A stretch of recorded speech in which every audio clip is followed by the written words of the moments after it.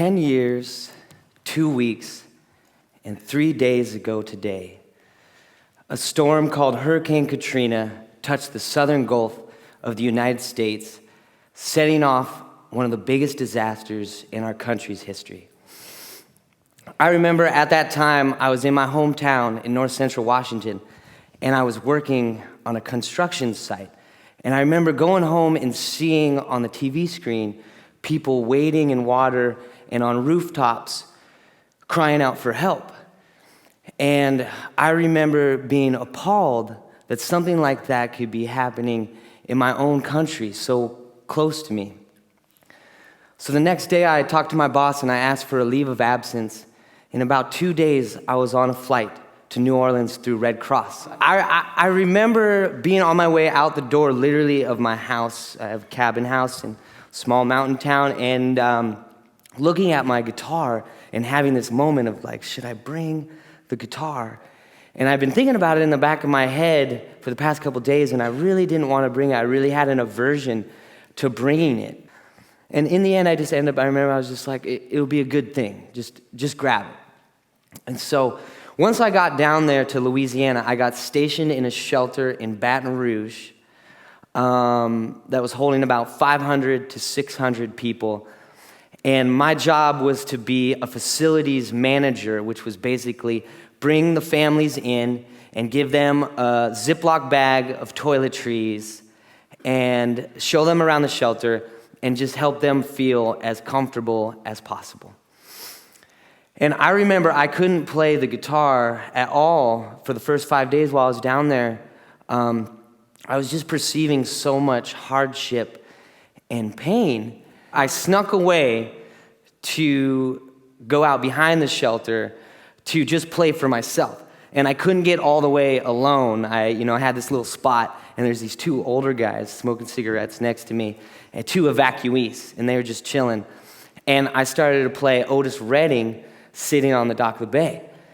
And I remember I just hit the first, I was just like, sitting in the morning sun. And these two old guys were like, ho, ho, sitting in the morning sun. I'll be sitting till the evening comes. And they just took the song away. It was weird because it was like, that was the most alive I had seen anybody since I had been down there. I mean, I was like, wow, and I remember I got the message immediately. I was like, play music. I was like, get out of yourself and play music. It obviously helps.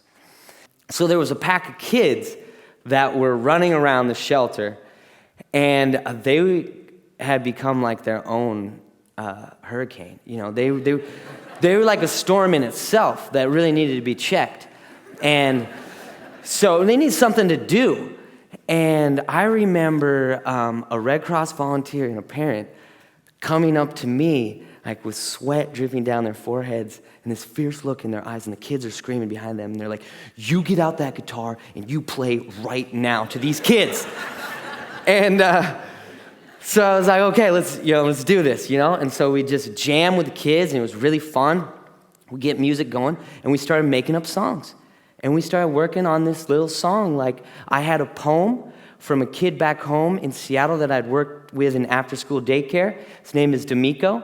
And he had written this short little poem on a purple piece of scratch paper. And I had that, and then we just started expanding and kind of turning it into a song. And kids would come in, and like a whole crew, and start singing. And suddenly, freedom came out. Like, suddenly the word, freedom! And that really hit, and everybody started investing their energy into that part because that's what we were all feeling in that moment was freedom. Once the song was done, I was like, this is good. We got to go. Let's tour this around the shelter. Let's give this. And so we played to a group of people sitting in their cots, a group of old folks, and us kids walked over. Us kids, me included. And we played the song, and immediately afterwards, I saw an elderly woman with just tears streaming down her cheeks and this flushed, fresh look in her eyes. And same with all the parents. They were flushed. And I was like, this is a good thing. was like, okay, you guys, we got to do this. Let's do this in morning and night. Let's do our part here and sing this song. I remember at that time I had already received a deep message that would affect the course of my life until now. I was seeing in the shelter the direct power of music. I was seeing that it is a service as necessary as the toiletry bags I was handing out, as the food we were serving, as the sandbags that I'd expected to lift. And to me, music is a type of magic that everybody believes in. You can't see it or touch it, but you can feel it. It has the power to awaken the spirit. Music is a healer. So when I got back home, this whole experience lingering with me, I got back home in Washington, and I went and visited my grandparents. And I was telling them the story. I was so inspired by what I'd learned about music and these kids and just everything. And I remember my grandma was listening really intently, as she does, and just looking right at me. And my grandpa was over in his easy chair, and he was like, tipped back. And he has this thing where he like goes back into flight, and he can get to his happy place. So he just tips it back, and he hits his happy place. And he decides when something is good, if he wants to tap into it, he pops up and he engages, you know? But if not, he's down, he's flying. And so my grandma's listening, my grandpa's flying, maybe listening, and I'm just like, wow, this girl, this 10-year-old girl, just incredible voice, this song, I wish we could have recorded it. It was so amazing. Suddenly my grandpa pops up and he says, Luke, I tell you what, I think you should go back down there and record that song. I think it's something too valuable to pass up. Go back down there and record it. I will pay for your plane ticket to go down there. And I remember I was eating a sandwich and I was like, yeah, and I stopped and I felt it. And I was like, wow, Grandpa said it. I was like, I'd been thinking it in my head and I didn't know if it was silly. I was feeling it. And when Grandpa said it, I knew it had to be done. So immediately, I got on the phone with one of my best friends, Benjamin Suarez, and I said, get a digital video camera. We're going to New Orleans, and we're gonna record this song with these kids. And we were on a plane in like one day, and with 4 goals. Find the kids, find a recording studio that'll let us record for free, get the kids to the recording studio, that was big, and record the song. All in the midst of a disaster zone. And I remember still having that sheepish, really kind of insecure feeling, like doubts as I was leaving the second time, and just kind of wondering, like, okay, we're going down, like, is this silly, like going to record this song? There's so much intense things going on, and I felt like a little bit naked, and I remember even when we were arriving, I had that same feeling, and I was waiting for somebody to like throw the cold water of sanity on me and just be like, we got way more important things to do, get out of our way with your silly song. And that didn't happen at all. That actually, it was amazing how helpful people were. It was incredible. And we achieved all of our goals through so much help. Yeah.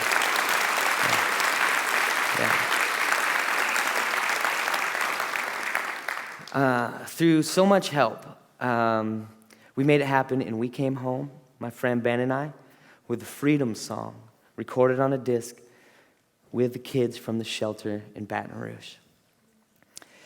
And immediately when I got home, I got to work trying to share it with the world. Share it with the world. First person on my mind was Oprah. And I was like, yeah. I was like, we're going to get her. And I started sending her email. I guess you can't send mail directly to her. I couldn't figure out. So email. Started hitting the email. And I think she was just either on a walk or, drinking tea when my email came in, and she just missed it. It went down the page, and, once it goes down the page. And, but no matter, I was so inspired on a new mission in my life of music service, I set about for the next 5 years trying to develop the best band I could possibly imagine with the music that I loved, all united on that feeling of goodness, just bringing goodness and healing through music. And at that 5-year point, I donated the song, Freedom Song, to an organization called Harmonic Humanity. And they were making a compilation CD for homeless to sell on the streets. A little while after, I got a MySpace message out of the blue. Hadn't checked my MySpace in months. And I see this message from an artist named Jason Mraz. And he says, I heard your song on this Harmonic Humanity CD called Love Wins. And I'm in love with it. And I wanted to ask your permission to record it. And I'll just tell the story with the world. It's a beautiful story. I want to help get it out in the world. And I said, of course, go with it. Right afterwards, we started seeing all around, my band and I, Luke and the Lovingtons, we started seeing all around the world Jason playing the song. And then he sent me an email. One night I came home from a practice at about midnight, and I flipped open my laptop, and there's this email from him, and it said, Luke, I took your song, and I introduced it to an organization called Free the Slaves. This organization is all over the world today fighting against modern slavery. Apparently, there are 27 million slaves in the world today, more than there ever has been, percentage-wise. He's like, your song fits perfect, the Freedom Song. They've taken it on as an anthem, and they sent the song to Ghana, where there's a shelter for freed boy slaves. And they have taken on the song, and they've fallen in love with it. And here's a clip of them singing it. And when I feel good, I sing. And of the joy it brings. Come on, we really want to hear a song. We got some light to bring. We got some joy and listen. Come on, we really want to hear a song. We got some light to bring. We got some joy and listen. Freedom, freedom, oh! This is Last Night in Chicago. Jason performing Last Night.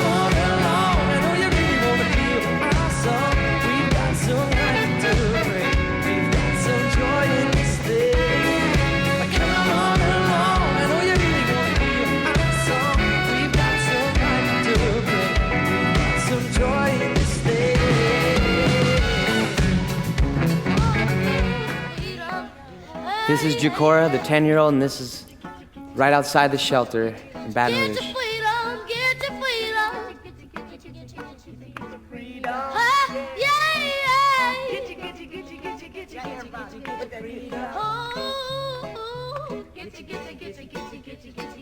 your freedom.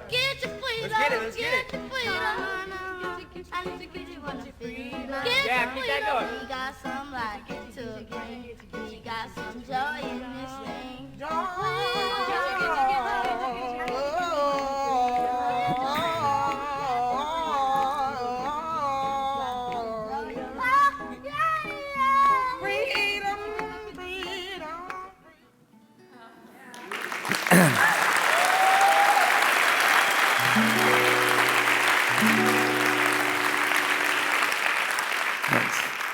I feel like those doubts, those moments of doubt and fear are right as the moment that you're about to break into the unknown. And if we can get past the doubt and fear moment, we can let things become as big as they possibly want to be.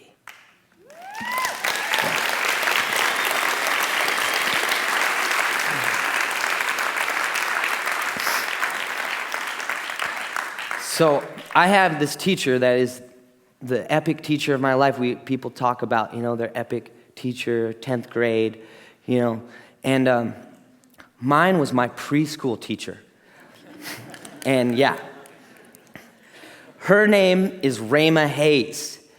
And she had this way of calling out my imagination and taking me beyond just so well. I remember I came up to her once and I said, Rima, I want to paint the earth. And she was like, oh, Luke, that sounds good. She's like, well, what about the moon, Will you paint the moon afterwards? And I was like, oh yeah, I'll paint the moon. And she's like, well, what about all the other planets? Will you paint them too? I was like, yeah, I'll paint all the planets. She was like, what about the solar system? She was like, what about the entire universe? She was like, Luke, paint the entire universe. And she took those huge rolls of construction paper, and she took a white one and she threw it across the room, and she said, paint the entire universe. And don't stop until you're finished. I will help you. That seed that Rima planted, or that way of being, I see it as a monumental moment. That notion of taking an idea as far as it can possibly go, having no roof or limit. There's an openness to it, an allowing to get swept up into magic, to get lost in the process and find yourself at a place far beyond where you ever would have imagined. I didn't realize that when I was 5 years old, I was learning how to paint my own universe. And I'm still painting. The kids from the Southern University shelter painted their own universe, and look what happened. What do you see? What are you painting? We invite you to join us. Thank you.